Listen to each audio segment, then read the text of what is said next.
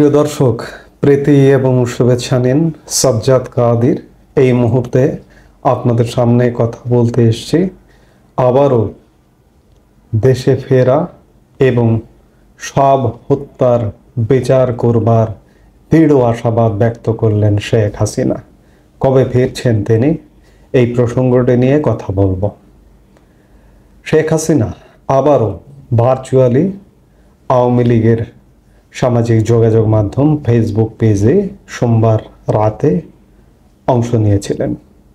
দায় মুক্তি নামে একটি অনুষ্ঠানে তিনি অংশ নিয়ে তিনি তার নিজের বক্তব্য পেশ করেন এবং নিপীড়িত নির্যাতিত মানুষের কথা শোনেন।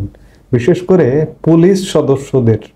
পুলিশ সদস্যর পরিবারের, নির্যাতিত পরিবারের দুঃখ কষ্টের কথা শুনেছেন শেখ হাসিনা এবং শুনে তিনি বলেছেন যে আমি দেশে ফিরব এবং যারা এই হত্যাকাণ্ডের সঙ্গে জড়িত তাদের বিচারের আওতায় আনব, বিচার করব। এখন প্রশ্ন হচ্ছে শেখ হাসিনা কবে ফিরছেন? শেখ হাসিনা ফিরবার এক প্রকার প্রেক্ষাপট আসলে শুধুমাত্র দমনপীড়ন, সরকারের পক্ষ থেকে দমনপীড়ন ছাড়া বাংলাদেশের জনগণ শেখ হাসিনাকে গ্রহণ করবার একটি প্রেক্ষাপট কিন্তু তৈরি হয়ে গেছে। ছাত্র সমন্বয়কদের কথা আলাদা। ছাত্র সমন্বয়করা এখনো ঘোরের মধ্যে আছে, স্বপ্নের মধ্যে আছে এবং ছাত্র সমন্বয়কদের মধ্যে পুরোপুরি বাংলাদেশের সব ছাত্র সমাজ নেই এই মুহূর্তে। এই সমন্বয়করা যদি একটি কর্মসূচি দিয়ে ডাকে তাদের আপামর সর্বশ্রেণীর ছাত্র সমন্বয়কদের, ছাত্রদের খুঁজে পাবে না। এখন যে দলভারীরা দেখেন, যেখানে যা যতটুকু দেখেন, এটি একটি বিশেষ ছাত্র সংগঠনের ইসলামী ছাত্র শিবির। ইসলামী ছাত্র শিবির সমন্বয়ক এরা আসলে একই গোত্রীয় এবং তাদের নানা কথা, মালাই কথা বার্তায় আপনারা ধীরে ধীরে বুঝতে পারছেন যে এটি ইসলামী ছাত্র শিবিরের পরিকল্পনায় এই সন্ত্রাসী, এই সহিংস কর্মকাণ্ড ঘটানো হয়েছে এবং আওয়ামী লীগ সরকারের পতন ঘটানো হয়েছে। আওয়ামী লীগ সরকারের পতনটা দরকার ছিল। পতনটা এই কারণে দরকার ছিল যে বাড়াবাড়ি পর্যায়ে চলে গিয়েছিল। সেই বাড়াবাড়িটা রোধ করবার জন্য একটা পানিশমেন্ট দরকার ছিল, কিন্তু পানিশমেন্টটা যে এভাবে হবে, পুরো বাংলাদেশকে নিয়ে আওয়ামী লীগ পতন ঘটবে, এটি কল্পনাতীত। আজকে যারা সেই জুলাই আন্দোলনের সাথে যুক্ত ছিলেন, সাধারণ মানুষও ছিলেন, এটি অস্বীকার করবার উপায় নেই। তারাও ভাবছেন যে আসলে কি করলাম, কি হলো। মন্দের ভালো তো আওয়ামী লীগই ছিল, এটি ভাবছেন। বাংলাদেশের জনগণ চান যে শেখ হাসিনা ফিরুক। কূটনৈতিকভাবেও শেখ হাসিনা ফিরবার সব পথ তৈরি হয়ে গেছে। কূটনৈতিকভাবে সবচেয়ে নিকট যার সাথে কূটনীতি করা দরকার সেই ভারত তো তাকে আশ্রয় দিয়েছেন।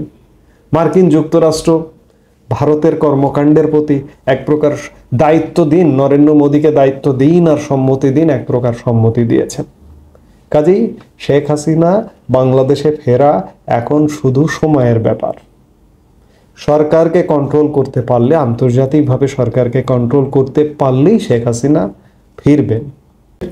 সোমবারের ভার্চুয়াল বক্তব্যে শেখ হাসিনা যেটি বলেছেন যে গণ অভ্যুত্থানের নামে যে নারকীয় ঘটনা ঘটানো হয়েছে তার বিচার হবে, খুনিদের শাস্তি দিতে ফের বাংলাদেশের ফেরার বার্তা দিয়েছেন দেশত্যাগী সাবেক প্রধানমন্ত্রী শেখ হাসিনা। সোমবার রাতে বাংলাদেশবাসীর উদ্দেশ্যে ভার্চুয়াল বার্তা দেন আওয়ামী লীগ সভানেত্রী। সেখানে জুলাই আন্দোলনে নিহত পুলিশ কর্মীদের পরিবারের সঙ্গে কথা বলেন মুজিব কন্যা। আমি খানিক আগে যেটি বলছিলাম, তাদের সাহায্যের আশ্বাস দিয়ে শেখ হাসিনা বলেন, ইনশাল্লাহ আমি ফিরব এবং সব হত্যার বিচারও আমি একদিন করব। মোহাম্মদ ইউনূস আমলে সন্ত্রাসের আগুনে পুড়ছে বাংলাদেশ। অত্যাচার চলছে। নানান অত্যাচারের মধ্যে সংখ্যালঘু অত্যাচারও একটি গুরুত্বপূর্ণ বিষয়। অতীত ইতিহাস, আমাদের স্বাধীনতা মুক্তিযুদ্ধের ইতিহাস মুছে ফেলবার একটা লঙ্কা কাণ্ড চলছে এবং পাকিস্তান প্রেমী আমাদের মোহাম্মদ ইউনূস সরকার। এমন এক সময়ে সোশ্যাল মিডিয়ায় আবার নতুন করে বার্তা দিলেন শেখ হাসিনা। শেখ হাসিনা তো সোশ্যাল মিডিয়ায় এই মুহূর্তে বার্তা দেবার কথা নয়। আমি যদি বাংলাদেশের সরকারের ভূমিকা নিয়ে আলাপ করি তাহলে বলা যায় যে শেখ হাসিনা আর কথা বলার কথা নয়। কারণ সরকার গত 5 ফেব্রুয়ারি যখন শেখ হাসিনা ভার্চুয়ালি বক্তব্য দিলেন, 6 ফেব্রুয়ারি ভারতীয় হাই কমিশনের দায়িত্বপ্রাপ্ত কর্মকর্তাকে ডেকে বলে দিলেন যে শেখ হাসিনা ভারত থেকে এই ধরনের কর্মকাণ্ড করতে পারবে না, এমনকি চিঠি ধরিয়ে দিলেন। ভারত কি সেটি কানে নিয়েছে? কানে নেয়নি, কানে নেবে না। কারণ মোহাম্মদ ইউনূসের সরকারকে সরকার আসলে মনে করে না। হ্যাঁ, হয়তো বৈঠক করছে, যেমন জয়শঙ্কর এবং তৌহিদ হোসেন বাংলাদেশের পররাষ্ট্র উপদেষ্টা মাস্কটে 2 দিন আগে বৈঠক করলেন, এটা নিয়ম রক্ষার। এছাড়া ইউনূস সরকারকে সরকার মনে করেন না। সরকার যদি মনে করত তাহলে ভারতকে বাংলাদেশ সরকার একটা নোট ভার্বাল দেওয়া, একটা চিঠি দেওয়া, সেটি আমলে নিয়ে ব্যবস্থা নিত। শেখ হাসিনা যে রাজনীতি করুন, রাজনৈতিক কর্মকাণ্ড করুন, এটি ভারত যদি না চায় তাহলে শেখ হাসিনা কি করতে পারে? শেখ হাসিনা কি ভার্চুয়ালি আসতে পারত? অর্থাৎ কূটনৈতিকভাবে শেখ হাসিনা বিজয়ী হয়ে আছে, কিন্তু ভারত আছে, মার্কিন যুক্তরাষ্ট্র আছে এবং বিশ্বের প্রভাবশালী সব দেশই শেখ হাসিনার সঙ্গেই আছে। কিন্তু যতই মোহাম্মদ ইউনূসের সরকার চাপাবাজি করুক যে সারা বিশ্ব আমাদের সাথে আছে, কিন্তু আসলে সারা বিশ্ব নেই। নানা আলামতে আপনারা পরিষ্কার যে সারা বিশ্ব নেই। ভারত আছে মানে সারা বিশ্ব আছে। ভারত বিশ্ব নেতাদের নেতা। ভারত যদি মনে করে যে এই সরকারটি সরকার নয়, অন্য একটি সরকার আসতে হবে, নির্বাচিত সরকার আসতে হবে, এবং ভারতের এই মুহূর্তে আসলে ভরসা করবার জায়গা অন্য যে রাজনৈতিক দলগুলোর উপরে ভরসা করবে, অন্য রাজনৈতিক দলগুলোরও ভূমিকা তেমনটা নয়। এই যে বিএনপি কিন্তু একটা রাজনীতিতে ভুল করছে। জামাতের লেস কাটা, জামাতের উপর ভারত কখনোই ভরসা করবে না, বা জামাতকে কখনোই ভারত আমলে নেবে না। এবং সারা বিশ্ব জামাতের কোথায় কূটনৈতিক সম্পর্কটা কোন জায়গায় আছে আমাকে একটু দেখান তো। নেই। বিএনপি কিন্তু সেই জায়গাটা, বিএনপি যেহেতু এখন অবাধে উন্মুক্ত রাজনীতি করতে পারছে, গ্রেপ্তার আতঙ্ক নেই, পালানোর আতঙ্ক নেই, লুকোনোর আতঙ্ক নেই আওয়ামী লীগের মধ্যে যেটি আছে, সেই জায়গায় বিএনপি ব্যাপক একটা ইতিবাচক রাজনীতি করবার সুযোগ ছিল। কিন্তু বিএনপি সেই রাজনীতিটা করতে পারছে না। আমরা একান্তভাবে চাই যে আওয়ামী লীগ বিএনপি রাজনীতিতে থাকুক। কারণ আমরা দেখছি তো, যাহালাও তাহাই কদু, আওয়ামী লীগ বিএনপির বাইরে যাবার সুযোগ নেই। এই যে ছাত্রদের রাজনৈতিক দল, সেটি নিয়ে কেমন হযবরল অবস্থা শুরু হয়ে গেছে, তাদের মধ্যে ভাঙ্গন শুরু হয়ে গেছে, দেখছেন তো। এদের দ্বারা আপনি কি আশা করতে পারেন? সেই জায়গায় আওয়ামী লীগ এবং বিএনপি থাকুক, এবং জোরালোভাবে থাকুক। বিএনপি ক্ষমতায় যাক, আওয়ামী লীগ বিরোধী আসনে থাকুক, কিংবা আওয়ামী লীগ ক্ষমতায় যাক, বিএনপি বিরোধী আসনে থাকুক। কিন্তু ভাই, একটি কথা আছে, অতীতের যে বিএনপি বা এখনো যে বিএনপি রাজনীতি করছেন, এই বিএনপিকে আমরা চাই না। দখলদারিত্ব, সন্ত্রাসী, চাঁদাবাজি, দুর্নীতিবাজ বিএনপিকে চাই না। ঠিক তেমনি 16 বছর যাবৎ আওয়ামী লীগ ক্ষমতায় ছিল, দুর্নীতি, স্বজনপ্রীতি, দুর্বৃত্তপনা, এদের আখড়া হয়েছিল আওয়ামী লীগ দলটি। দলের তো কোনো দোষ নেই, বিএনপিরও কোনো দোষ নেই, কিন্তু চোর বদমাশের আখড়া করছেন কেন? আপনারা চোর বদমাশদের ত্যাগ করে আপনারা আসুন, কারণ আপনারা ছাড়া আমাদের উপায় নেই। যাহালায়ু তাহাই কদু, আমি খানিক আগে যেটি বললাম, ছাত্রদের বলুন, জামাত বলুন। জামাত কেন নয়? জামাত এই কারণেই নয় যে জামাত ধোঁকাবাজ, আমাদের সাথে ধোঁকাবাজি করে প্রতিনিয়ত। আমাদের স্বাধীনতা, মুক্তিযুদ্ধ থেকে শুরু করে এমনকি এই যে জুলাই আগস্টের যে সহিংস ঘটনা, সেটি নিয়েও জাতির সাথে ধোঁকাবাজি করেছে। এখন পর্যন্ত ধোঁকাবাজি করছে, নানা রকম ধোঁকাবাজি। জামাত যদি সত্যিকার অর্থে একটা ইসলামপন্থী এবং ইসলামের পথে থাকা সঠিক একটি রাজনৈতিক দল হতো, তাহলে জনসমর্থন পেত। এবং অন্যান্য ইসলামী দলগুলো জামাতকে কেন পছন্দ করে না? আসলে জামাতে ইসলামের ইসলাম নয়, নানা কারণে নয়, এটি বিশদ ব্যাখ্যার প্রয়োজন। সেই জায়গায় আমাদের জামাতের প্রতিও ভরসা করবার জায়গা নেই। আমাদের আওয়ামী লীগ, আমাদের বিএনপি, তাদের উপরই ভরসা করতে হবে। সেখান থেকে এই দুটি দলকেই ফিরতে হবে, দুটি দলকেই রাজনীতি করতে হবে এবং শেখ হাসিনাকে ফিরতে হবে। অপরাধ, আওয়ামী লীগের যেসব অপরাধ হয়েছে, আওয়ামী লীগের ভেতরে যে দুর্বৃত্তটা ঢুকেছে, শেখ হাসিনা একজন প্রধানমন্ত্রী, তিনি কি করতে পারেন?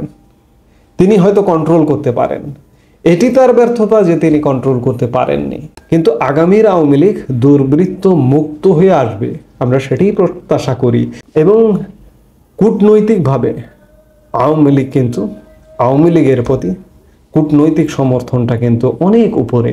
সেই জায়গায় আভ্যন্তরীণভাবে সেনাবাহিনী যদি কন্ট্রোলে আসে, সেনাবাহিনী যদি মনে করে যে আওয়ামী লীগ রাজনীতি করবে, শেখ হাসিনা দেশে ফিরবে, শেখ হাসিনাকে যেভাবে নিরাপদে বিদেশে রাখা হয়েছে সেভাবে শেখ হাসিনাকে ফিরিয়ে আনা হবে, শেখ হাসিনা ফিরবেন এবং সহসাই ফিরবেন। কাজেই শেখ হাসিনা যে বার্তা দিয়েছেন গতকালকের বৈঠকে, যে আমি আবারও ফিরে আসছি এবং অপরাধীদের বিচার করব। দেখুন, অপরাধীদের বিচার, দায় মুক্তি দিয়েছে অন্তর্বর্তীকালীন সরকার অন্যায়ভাবে। একজন ফৌজদারি অপরাধী তাকে দায় মুক্তি দেওয়ার কোনো জায়গায়, এমনকি সংবিধানেও কোনো বিধান নেই। সংবিধানের ৩য় ভাগে দায় মুক্তির একটি বিধান আছে, কিন্তু সেটি অন্য বিষয়ে। এই ধরনের বিষয়ে ফৌজদারি অপরাধীর জন্য দায় মুক্তির কোনো বিধান নেই। সেই জায়গা থেকে সরকার দায় মুক্তি দিতে পারে না। সরকার দায় মুক্তি দিয়েছে 15 জুলাই থেকে 8 আগস্ট পর্যন্ত সেই সহিংসতায় যারা অংশগ্রহণ করেছে, এমনকি পুলিশ হত্যা হয়েছে। সরকারি হিসেবে 44 জন পুলিশ হত্যা। আমি সিরাজগঞ্জের এনায়েতপুর থানার যে 13 জন পুলিশকে আগুনে পুড়িয়ে হত্যা হয়েছে, আমি একজন বাংলাদেশের মানুষ হিসেবে সেই ঘটনা, সেই ফুটেজ আমি ভুলতে পারি না। পুলিশ কিভাবে এটি সহ্য করছে আমি বুঝতে পারি না। সেই জায়গা থেকে শেখ হাসিনা গতকালকের বৈঠকে পুলিশ পরিবারের কথা শুনেছেন, তাদের দুঃখ গাথা শুনেছেন। তিনি তাদের বিচার করবেন, সত্যিই তিনি বিচার করবেন। এই যে শেখ হাসিনা 5 আগস্ট মারা যেতে পারতেন, কিন্তু তিনি মারা যাননি, তিনি বেঁচে গেছেন। এর আগে অসংখ্যবার, 20-এর অধিকবার তার উপরে, তাকে মৃত্যুর জন্য, তাকে হত্যা করার জন্য নানাভাবে হামলা হয়েছে। 21 আগস্ট গ্রেনেড হামলার মতো ঘটনা থেকে তিনি বেঁচে গেছেন। 5 আগস্ট সহিংসতা থেকে বেঁচে গেছেন। মৃত্যুঞ্জয়ী শেখ হাসিনা, তিনি বেঁচে গেছেন আবারও। নিশ্চয়ই আল্লাহ তাকে দিয়ে কিছু একটা করাবে, এজন্যই তিনি বেঁচে গেছেন এবং তিনি ফিরে আসবেন। কাজেই আমরা প্রত্যাশা করি শেখ হাসিনাও ফিরুন, আওয়ামী লীগ আবার রাজনীতি করুক, পরিচ্ছন্ন রাজনীতি করুক, বিএনপিও একটা পরিচ্ছন্ন রাজনীতি করুক, দুর্বৃত্তদের সরিয়ে দিয়ে রাজনীতি করুক। বিএনপির মধ্যে যেমন লুৎফুজ্জামান বাবর আছে, আওয়ামী লীগে আসাদুজ্জামান খান কামাল আছে। আমরা প্রত্যাশা করি কামাল মুক্ত, বাবর মুক্ত বিএনপি হোক, কামাল মুক্ত আওয়ামী লীগ হোক। একজন কামাল আছে, এরকম শত সমন্ত কামাল আছে, এরকম শত শত বাবর বিএনপিতে আছে। বাবর যদিও বা কারামুক্ত হয়েছেন, জামিনে মুক্ত হয়েছেন। আমরা চাই রাজনীতি, বাংলাদেশের রাজনীতি ইতিবাচক ধারায় ফিরুক এবং শেখ হাসিনা ফিরুন, রাজনীতি করুন এবং ভবিষ্যতে ক্ষমতায় যাবার সুযোগ হলে আজকে যে বিচার বন্ধ করে রাখা হয়েছে সেই বিচার করুন। আমরা সেটি প্রত্যাশা করি। এই মুহূর্তে এ পর্যন্তই। সবাই ভালো থাকুন, সুস্থ থাকুন। আমাদের ভিডিওগুলো নিয়মিত পেতে সাবস্ক্রাইব করুন Sajjad Kadir and the legends YouTube channel এবং লাইক, কমেন্ট, শেয়ার করে সাথে থাকুন।